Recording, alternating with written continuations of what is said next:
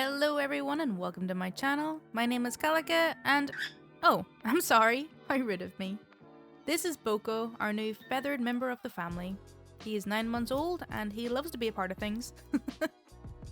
Today we're doing Tales from Call Centers, so hopefully you're going to be nicer to call center staff after watching this video. I'm a solicitor. Okay, so... Used to work in a call center for one of the big 6 energy companies. Got a call one day. The guy says he wants to cancel an appointment for a smart meter. I'm like, sure, no problem, but I need to clear the security questions on your account before I can make any changes. Name, address, postcode, chosen contact number or email address, and date of birth. Got through the name and first line of address before the guy turns into an absolute knobhead and says, I just want to cancel the appointment and blah blah blah. I explain again that DPA is the law and I could get fired if I don't perform due diligence. The guy keeps whining about it and then says, oh, I'm 6'4" with blonde hair, do you need to know anything else? Maybe my favourite colour? I'm pretty annoyed by this point, so I say, sir, in the time it's taken for you to argue about this and be sarcastic with me, I could have cleared the security and done what you asked. But the longer you keep acting like this, the longer it's going to take. The guy then says, well, I'm a solicitor and I know that you don't need to ask all these questions just to cancel a friggin' appointment. Buddy, I used to work for a solicitor that specialised in this. Try again. In the end, I just told him he was being really rude and I didn't have to put up with it, so I was going to terminate the call and he'd have to call back and do the exact same rigmarole again with someone else if he didn't start treating me with respect. He started swearing, so I hung up. No regrets. Thanks, I love you too. 20 plus years of customer service, 19 of them in a call centre, I've got stories. My favourite wholesome story is this. 15 minutes before my shift ended and a call comes through. It should be a quick and easy call. The customer just wants to pay for an invoice with a credit card. A long call of this nature is typically 5 minutes, but not this guy. He was a chatterbox. The customer tells me all about how he wants to pay for the invoice. I load my screen and I'm ready to take the card number, but he starts talking. In that 45-minute call, I learned about how his mother is struggling with her hips again. She really should have surgery, but she's stubborn. How light bulbs are made and how he can identify them at a glance now. How long he's been at his job, how great his kids are, and how we should probably get this done. We spend so much time chatting, keeping the customer happy as our motto, that at the end he says, okay, well, I'll talk to you soon, love ya. It was at this point I think he was rendered speechless by his own words. He didn't say anything further, he just disconnected the call. My boss has to review a certain number of calls to make sure we're hitting all of our customer service points. Her review came back as, longest call ever, but a happy ending. I have 2 more weeks left at this miserable call center job. Phone calls are 90% unbearable and 10% satisfying that you don't have to take the customer's BS anymore. This is it, only 2 damn weeks left before I leave this hell and never have to take another phone call again. My new job has no phone work and I feel so free and like all of my anxiety is completely gone. I've been at my job for 3 years and I was already burned at the beginning of the year, and this year was hell. COVID increased our call volumes by 500%. My job refused to hire any additional help, saying it was too busy to train a new hire right now. Now our call volumes are up again because mail is really slow. My team lead and supervisor do not help in any way except attend meetings all day and begrudgingly take supervisor calls. It's a constant witch session with customers since hold times are extremely long and we were backed up on working customer requests, plus all of the anxiety about COVID, which a lot of customers seem to forget that we're going through the pandemic as well. I'm tired of being everyone's mental abuse punching bag or their therapist, like I don't have my own struggles. I'm pretty sure I'm going to have talking on the phone PTSD for a while. I just gave my notice on Monday and already these phone calls are unfreaking bearable. And I have zoned out plenty of times and had to ask the people to repeat themselves. I sound like a robot who is begging to have their power turned off, and I play on my phone or switch while I talk to customers. My brain has completely shut this job out.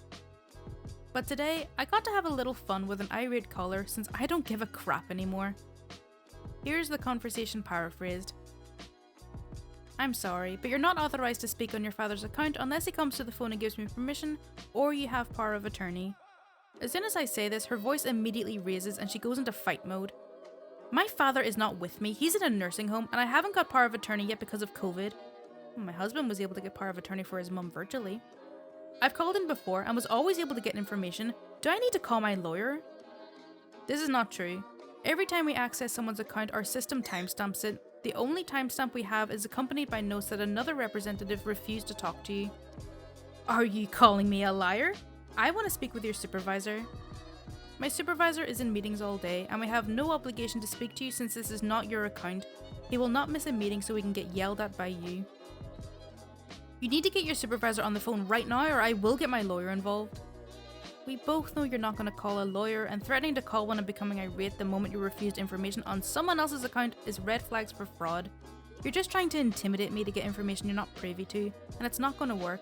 I will be sending this account to our fraud department due to suspicious caller. I'm now disconnecting the call. So anyways, we don't have a fraud department. Must have worked though since she hasn't called back and it's been hours. Damn, it was so satisfying to tell her off. I guess this is how I'm going to amuse myself for the next 2 weeks. What I wish I could tell callers. I think about this a lot. If I could send this memo to each and every person on the planet, I would. Many of whom I would like to strangle. If we tell you we're unable to do something, accept the answer. Trust me, I'd like to transfer you just for the sheer luxury of not having you screeching in my ear anymore. Transferring is easy, if we're able to do it. If we say we can't, we can't. Asking for my supervisor won't get you anything you want. Oftentimes, if I know it's a salty caller, I ask if I can double check with my supervisor to provide them with accurate information. My supervisor will tell me, nope, you're right, we can't do that. Die mad about it.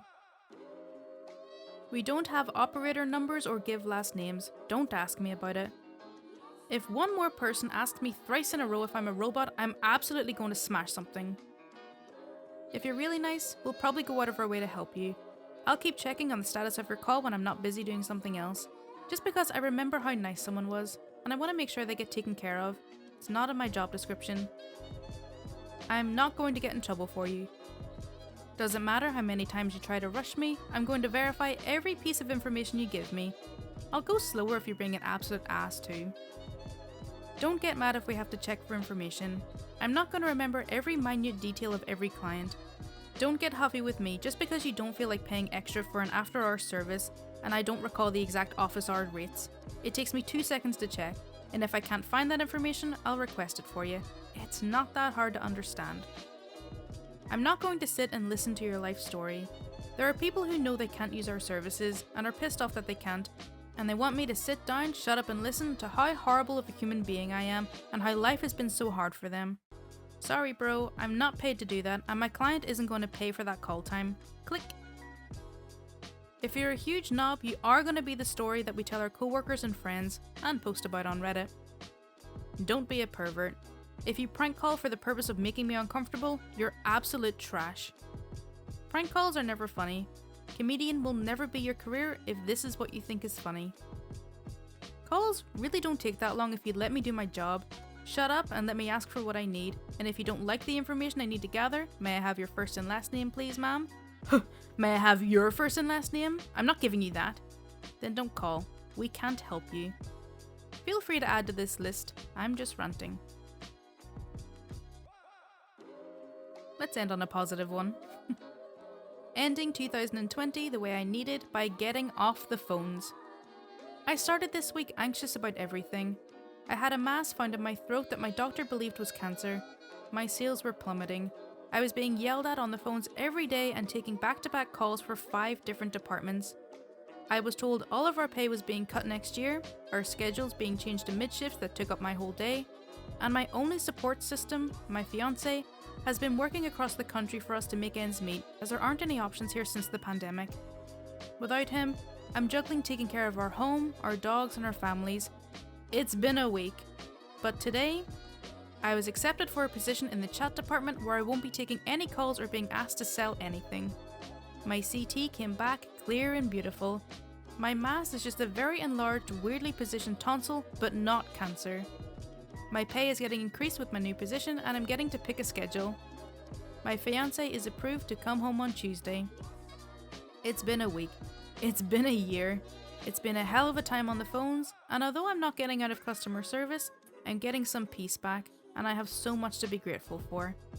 Happy Friday. Okay, so that's all for r/Tales from Call Centers. I really hope you did enjoy it. As always, if you do want to see more content like this, then please do subscribe. My Twitter, Discord, and Patreon links are in the description, and any support is greatly appreciated. Thank you so much for watching. Bye!